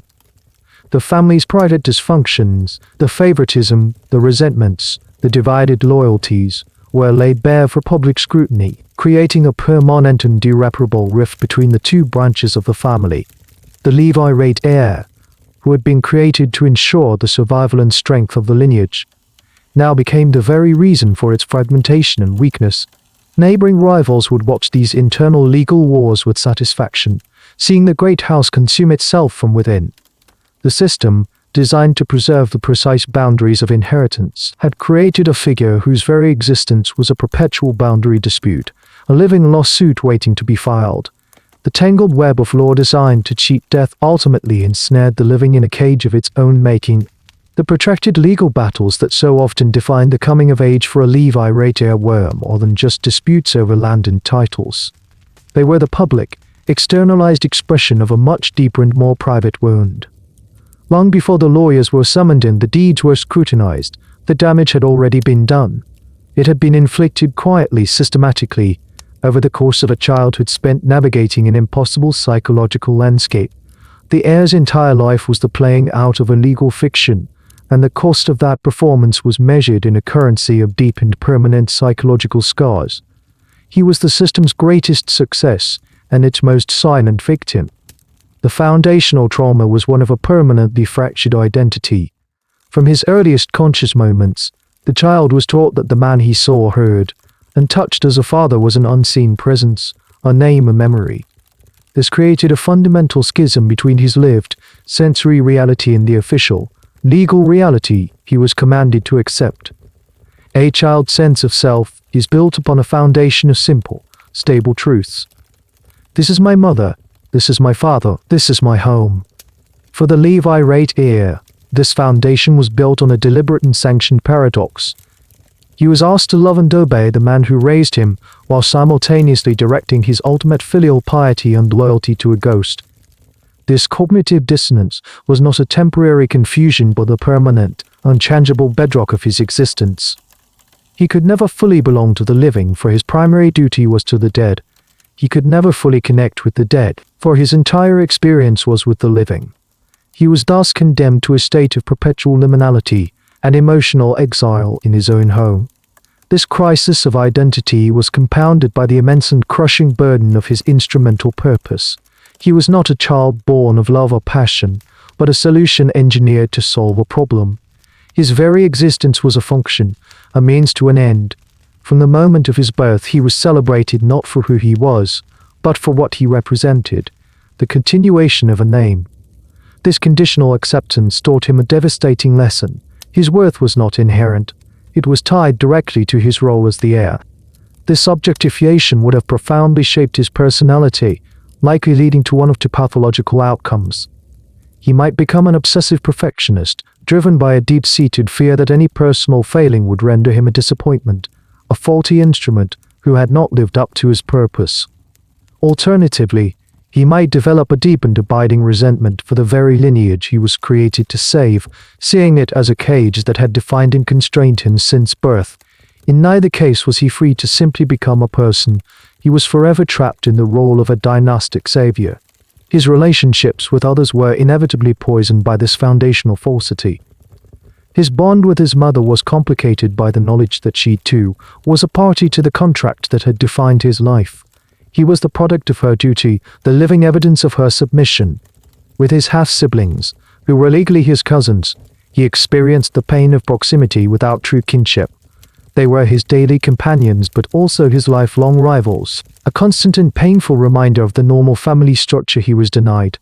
But the most complex and scar-ridden relationship was with his biological father. How could he feel simple, uncomplicated love for a man who was both his creator and a legal stranger?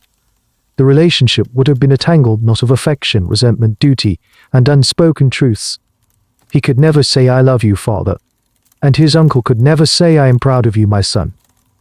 They were wrapped together in a charade, their natural bond perpetually censored by the demands of the law. As he grew into a man and took his place as the master of his brother's estate, these scars would not heal, they would simply manifest in different ways. He might become obsessed with the memory of the legal father he never knew, spending his life trying to emulate a ghost in a desperate search for an authentic identity. He might become a cold and ruthless master, his emotional capacity stunted by a childhood devoid of genuine, uncomplicated affection. Or he might simply live as a quiet and melancholy figure, forever haunted by the sense that his own life was not truly his own. He was the man who had everything, a name, an estate, a future, but he had been denied the one thing a child needs most, a simple, unshakable answer to the question of who he was. The psychological scars borne by the Levirate heir were not his alone to carry. While they shaped the contours of his private life, they were also fault lines running beneath the surface of the dynasty itself. In a common family, these fractures might lead to lawsuits and estranged cousins. But when the family in question was a royal house, the personal trauma of a single individual, the product of a compromised and questioned lineage, could escalate into a national cataclysm. Designed to be a buttress for a single family branch, could, when applied at the scale of a kingdom, become the very instrument that shatters the entire edifice. No case study illustrates this catastrophic potential more vividly than the dynastic crisis that birthed the modern English state. In the late 15th century, the Tudor dynasty was a new and fragile construct. Henry I had seized the crown on the battlefield, ending the decades-long Wars of the Roses, but his claim was perpetually insecure. The survival of his house depended entirely on establishing a clear, undisputed line of succession. His greatest diplomatic achievement was securing a marriage between his eldest son and heir, Arthur, Prince of Wales, and the Spanish princess, Catherine of Aragon.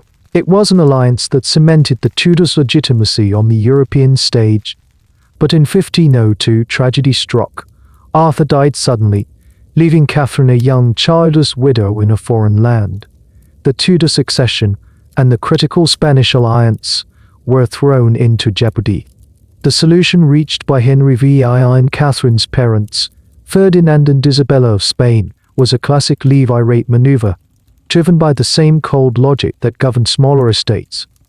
To dissolve the union would mean returning Catherine's enormous dowry and shattering the alliance. The far more pragmatic solution was to betroth Catherine to the new heir, Arthur's younger brother, the future Henry VI. This would preserve the political and financial contract seamlessly. This was not a simple matter of custom. It was a direct challenge to Christian canon law, which forbade a man from marrying his brother's widow based on the principle of affinity. The entire project hinged on securing a special dispensation from the Pope, a legal and spiritual override of the prohibition. This papal bull, granted after considerable diplomatic pressure, legally sanctioned the union, effectively transforming a potential incestuous transgression into a state-sanctioned necessity. Upon his ascension to the throne, Henry VI married Catherine of Aragon.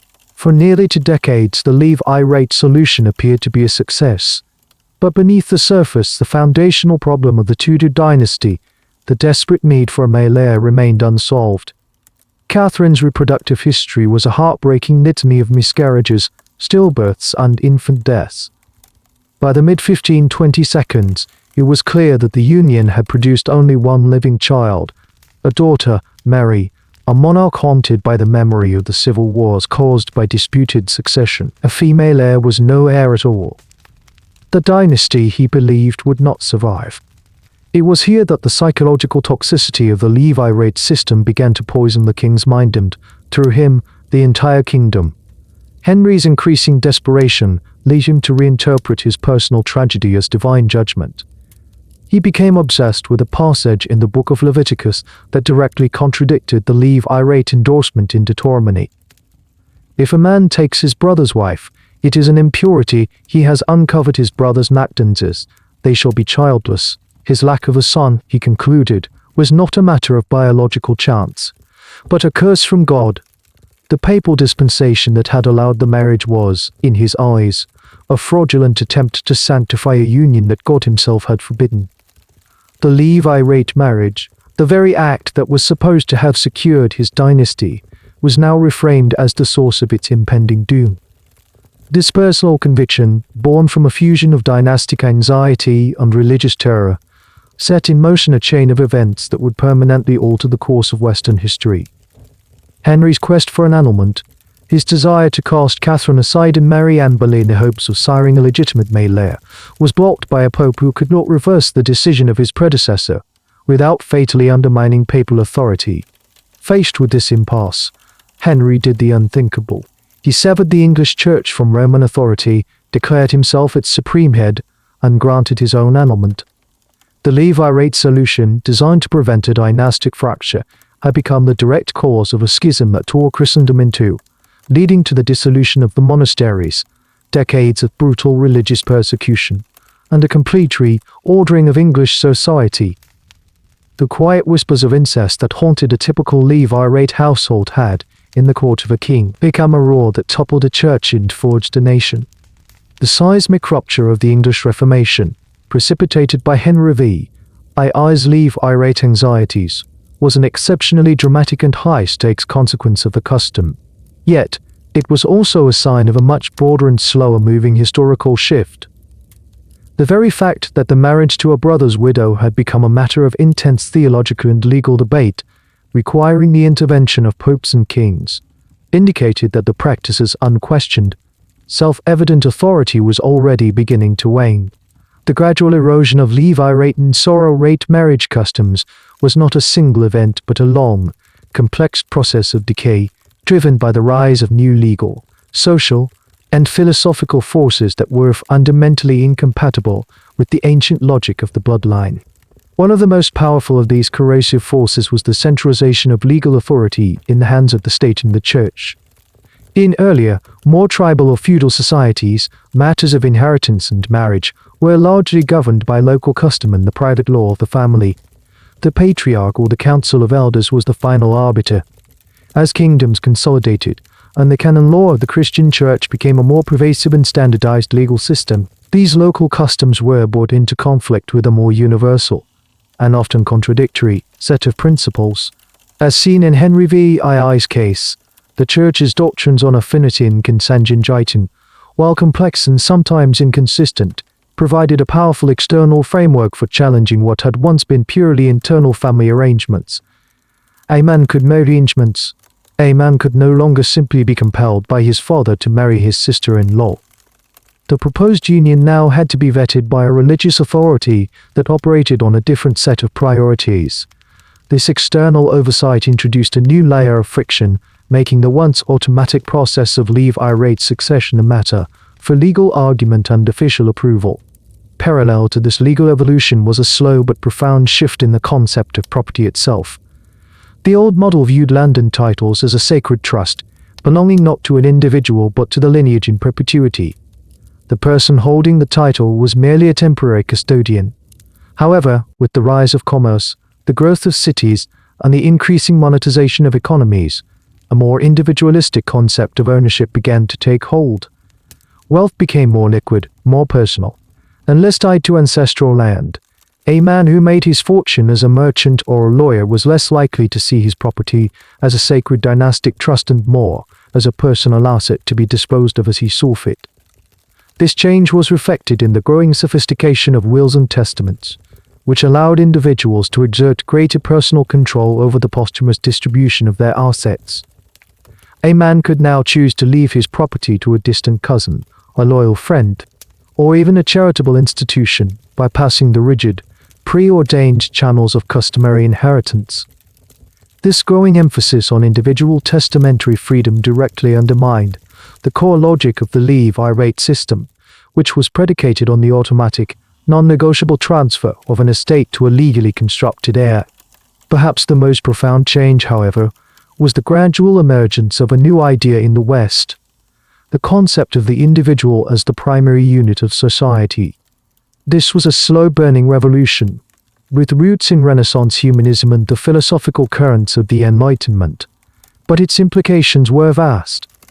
The old world had prioritized the collective, the family, the guild, the village. The new world was beginning to valorize the individual, their rights, their conscience, their happiness. In this new climate of thought, the idea that two people should be forced into a loveless marriage for the abstract benefit of a deceased relative began to seem not just impractical, but morally repugnant. The emerging language of romantic love and companionate marriage, while still far from a universal reality, presented a powerful ideological alternative to the purely pragmatic, dynastic model of the past, which treated men and women as interchangeable components in a machine of lineage, were fundamentally incompatible with a worldview that was beginning to believe that an individual life had value in and of itself. The old laws did not vanish overnight, but their foundations were rotting away, their moral and legal authority slowly dissolving in the rising tide of modernity. Though the formal, compulsory practice of Levirate and sorrow rate marriage has receded into the legal twilight, its shadow stretches long and deep, casting a distinct and often unaccounted influence over the modern world.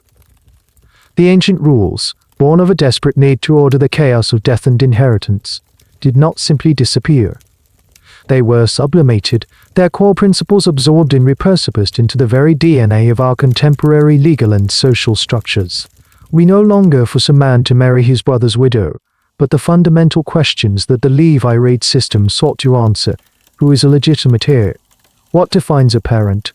What is the nature of kinship? Continue to be debated in our courtrooms, legislated in our homes.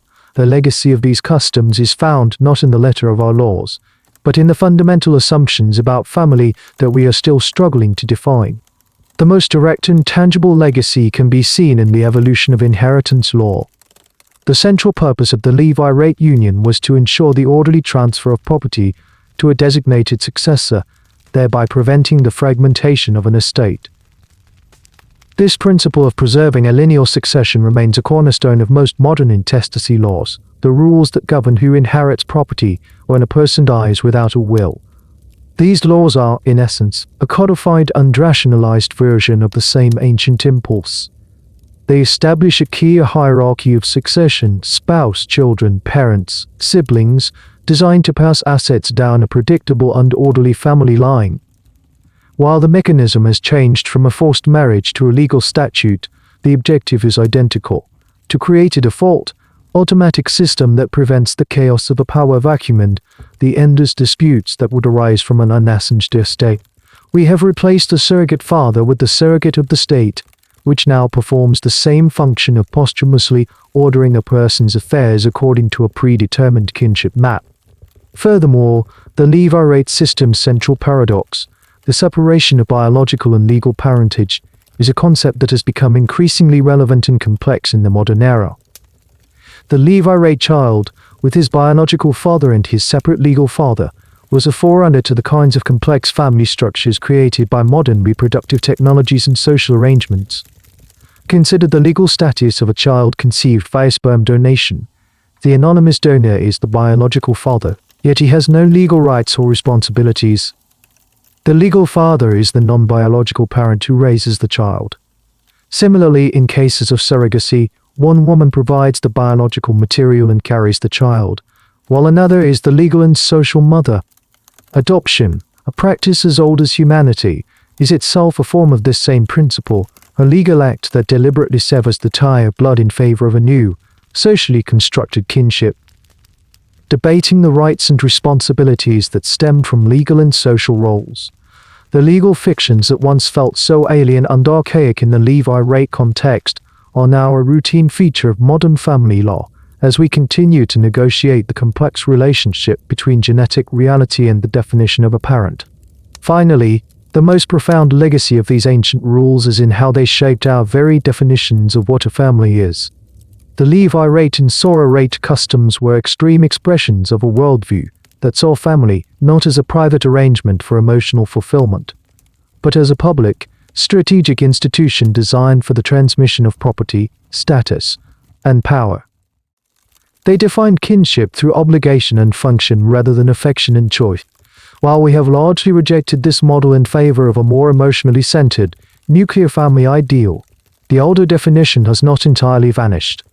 It persists in the immense societal and familial pressure that still surrounds marriage, procreation, and the continuation of a family name. It echoes in the bitter inheritance disputes that pit siblings against one another, revealing that the ancient connection between kinship and property is still alive and well. It informs our legal preference for blood relatives in matters of guardianship and medical decisions. We live in a world that is a hybrid of these two competing definitions of family, one ancient and pragmatic, the other modern and romantic. The tension between these two models, between family as a duty and family as a choice, is a direct inheritance from the world that made the Levirate system not just possible, but necessary. The chronicle of history, as it is commonly written, is a chronicle of names. We remember Henry, the king whose crisis of conscience and dynasty tore a kingdom from its church. We remember the patriarchs of Genesis, Judah and Donan, whose actions became enshrined as moral precedent. Their stories, dramatic and consequential, are the pillars that support our understanding of the past. But the vast, echoing structure of history is built not on these pillars alone, but on the countless, uncounted stones that lie between them. For every monarch whose marital choices were debated by popes, there were 10,000 nameless men who were simply told their duty. For every named woman in a sacred text, there were 1,000,000 more whose lives were governed by its laws, but whose own names were never recorded. This final account is not for the pillars, but for the stones. It is an echo for the nameless. Consider the man, the brother. We have analyzed his legal obligations, his psychological burdens, his divided heart. But what of the man himself? In the silent moments after the elders have departed and the decision has been rendered, what was the texture of his silence, as he looked at the woman who was no longer just his brother's wife, but his own future? Did he feel honor, or a cold dread? Did he see his brother's face in his dreams? And if so, was it a look of gratitude or accusation? The historical record is silent on this, for the inner life of an ordinary man was not deemed worthy of preservation. He performed his function, he sired the heir or he did not, and he was subsumed back into the great, anonymous tide of his generation. His personal tragedy, his sacrifice of self on the altar of obligation, was the expected price of kinship. His story is lost, because in the eyes of his world, he had no story of his own. There was only the story of the lineage. Consider the woman, the widow. We have deconstructed her status as a legal asset, a vessel, a womb. But she was a person first. She had loved a man, and he had died. Her grief, the most private and profound of human experiences, was not allowed to be her own. It was immediately seized, repercipiced, and transformed into a public problem that required a dynastic solution. Did she ever, in the dark of the night, whisper her first husband's name, the living symbol of her bondage, even as she loved him? Or did she find in the performance of her duty a kind of numb peace, a final surrender to a fate she could not control? Her voice is the most profound silence in this entire history. We have letters, all written by men, all concerning the disposition of her body and her future. We have nothing from her. She was the axis upon which the entire system turned, and she has been utterly erased by. And finally, consider the child, the heir, the living paradox. He grew to manhood, he claimed his inheritance, he fought his legal battles, and he carried a name that was not, in truth, his own. But what of the boy who learned that the man who held his hand was a ghost? What of the adolescent who realized his very existence was the result of a legal and biological contract that had nothing to do with love? He was the ultimate object of the system, its greatest triumph. He was also its most perfect and enduring sacrifice. His identity was forfeit from the moment of his conception, a down payment made to secure the future of the dead. These are the true subjects of our account. The countless men, women, and children whose personal lives were dictated, shaped, and often crushed by this relentless, impersonal machinery. They were not kings or patriarchs. They were the silent, obedient functionaries of a system that demanded their compliance. Their individual hopes, their loves, their griefs, all were deemed irrelevant, rendered invisible by the blinding light of the great name they were born to serve. The law is gone, but the echo of their silence remains. And so, the specific account of this strange and binding law comes to a close. We have walked through the cold corridors of its logic, witnessed the pressure it exerted on the human soul, and traced its faint, yet persistent, legacy into our own time. The names, the dates, the precise customs, these are artifacts of a world that is no longer ours. They belong now to the quiet archives of the past. But the core conflict of this story is not an artifact. It is a living principle. It is a living principle. It is the timeless and brutal tension between the needs of the system and the life of the individual. The Levirate marriage was merely one historical expression of a perennial human question. When the survival of a great abstraction, a bloodline, a nation, a corporation, a cause, is deemed to be at stake, what is the acceptable price to be paid in the currency of individual human lives? This is the quiet, unsettling question that the ghosts of this history leave with us. The specific laws may change. The justifications may evolve from divine commandment to economic necessity or political ideology. But the fundamental calculus endures. We are all in ways large and small, asked to serve systems greater than ourselves. The question is where we draw the line. At what point does duty become a form of erasure? At what point does serving the future become a betrayal of the living? The final page is turned on their tragedy. They are now consigned to history. Let us not forget them. Farewell.